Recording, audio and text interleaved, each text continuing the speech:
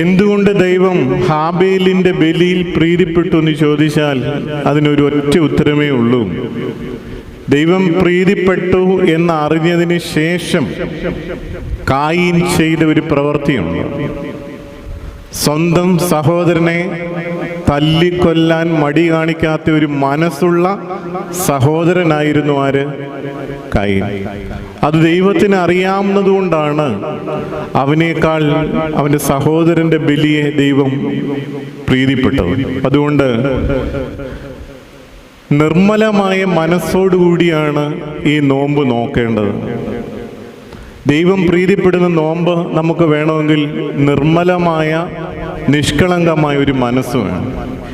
രണ്ടാമത്തെ ബലി ആരുടെയാ? നോഹയുടെ ബലി. ദൈവം നോഹയെ ഒരു വലിയ ജലപ്രളയത്തിൽ നിന്ന്